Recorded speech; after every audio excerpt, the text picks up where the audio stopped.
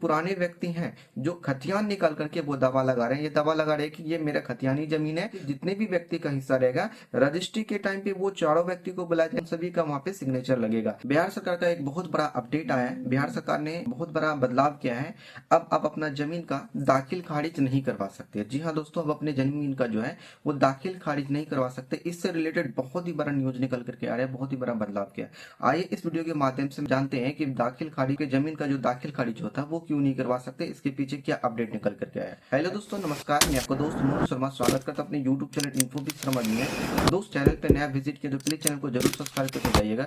दोस्तों वीडियो पसंद आता है वीडियो को लाइक कर दीजिए, क्योंकि आपका एक लाइक मुझे बहुत ज्यादा मोटिवेट करता है नए नए वीडियो बनाने के लिए। दोस्तों बिहार सरकार ने बहुत बड़ा अपडेट निकल करके आया है। बिहार सरकार ने जो अब जमीन में जो दाखिल खारिज होता है वो दाखिल खारिज में बहुत बड़ा बदलाव किया। दाखिल खारिज में जो बदलाव किया उसको अच्छे तरह समझते हैं। बिहार में जो अगर मान के चलो किसी से आप जमीन खरीदे हैं, ठीक है, किसी भी पुराने व्यक्ति से या कहीं से भी, अगर केवाला वाला जमीन हो या खतियानी वाला जमीन हो, ठीक है, आपने उस जमीन को खरीदा है तो जो खरीदने वाला होता है और जो बेचने वाला था वो भी शायद कहीं ना कहीं किसी से खरीदा होगा या उसका खतियानी जमीन होगा। जैसे मैंने किसी जमीन को किसी दूसरे पार्टी के पास भेजा तो क्या होगा, जो जो उस जमीन को खरीदा है तो वो क्या क्या, वो तो केवाला तो बनवा लिया, उस जमीन का रजिस्ट्री होता था और रजिस्ट्री होने के बाद उन्होंने केवाला बनवा लिया और उन्होंने क्या किया, जमीन का दाखिल खारिज नहीं करवाया, यानी कि जमाबंदी नहीं बनवाया।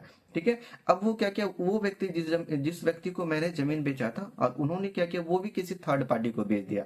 तो वो भी क्या किया, वो जमीन रजिस्ट्री तो हो गया लेकिन उन्होंने भी अपना दाखिल खारिज नहीं करवाया। क्यों? क्योंकि जब जिसको हम जमीन बेचे थे तो वो क्या किया, वो भी दाखिल खारिज नहीं करवाया। जब मेरा जब दाखिल खारिज नहीं हुआ होगा तो फिर वो जो थर्ड पार्टी को बेचा होगा तो कैसे होगा। तो ऐसे में क्या हो रहा है कि अभी बिहार में जमीन का सर्वे चल रहा है। इस जमीन के सर्वे में क्या कर रहा है कि लोग क्या कर रहे हैं कि बिहार में जो आपका जो पुराना से पुराना जो खतियान होता है ना, तो वो खतियान निकाले और उस खतियान निकालने के बाद वो क्या कर रहे हैं, आप पे दावा लगा रहे हैं। वो दावा क्या लगा रहे हैं कि जब आपके पास केवाला होता है तो केवाला से आप जमीन का सर्वे के लिए फॉर्म भर सकते हैं। लेकिन जो पुराने व्यक्ति हैं जो खतियान निकाल करके वो दावा लगा रहे हैं, ये दावा लगा रहे हैं कि ये मेरा खतियानी जमीन है और आपका हो सकता है मे भी, अगर मान के चलते आपके पास जो केवाला था वो केवाला पुराना हो गया होगा और वो केवाला कहीं फट गया या गुम हो गया होगा, तो आपको बहुत ज्यादा दिक्कत होने लगेगा। क्यों? क्योंकि वो जो खतियानी जमीन होगा और वो खतियान में आपका जो होता है वो खतियानी जमीन से दाखिल खारिज जो होता है वो दाखिल खारिज करवाया नहीं, तो वो मेरे नाम, जिसके व्यक्ति के नाम पे वो जो जमीन था उस व्यक्ति के नाम पे वहां पे दिखेगा ही, और जो व्यक्ति उस जमीन को खरीदा था तो उन्होंने दाखिल खारिज करवाया नहीं, तो उसके नाम पे वो ट्रांसफर नहीं हुआ। वो जब उसके नाम पे ट्रांसफर नहीं हुआ तो वो जो थर्ड पार्टी को बेचा था तो वो उसके नाम पे कैसे शो करेगा। तो ये बहुत बड़ा दिक्कत हो रहा है। अगर आपका जो केवाला होता है वो केवाला गुम हो गया है, किसी कारणवश से खो गया, जो कि आपको नहीं मिल रहा है, तो केवाला कैसे डाउनलोड करेंगे, आपको पुराना से पुराना जो केवाला होता है उसको कैसे डाउनलोड करेंगे, उसके लिए मैंने पहले से एक वीडियो बना करके अपलोड कर दिया है। उसका जो वीडियो का जो लिंक होता है मैं डिस्क्रिप्शन बॉक्स में प्रोवाइड कर दूंगा, वहां पे क्लिक करके आप केवाला जो पुराना केवाला होता है उसको कैसे डाउनलोड करेंगे वहां से देख करके आप डाउनलोड कर पाएंगे। केवाला अगर आपका गुम हो गया है, दिक्कत आ रहा है कि वो क्या करता है कि वो दावा लगा देता है कि अगर आप जाकर के जमीन सर्वे के लिए फॉर्म भरने के लिए जाते हैं, कर्मचारी को लिखाते कि नहीं ये मेरा जमीन है, तो वो जाकर के आपत्ति लगा देता है। तो इससे बहुत ज्यादा परेशानी हो रही है। तो बिहार सरकार ने क्या किया कि जो आपका दाखिल खारिज का जो होता है उसका नियम में बहुत बड़ा बदलाव किया।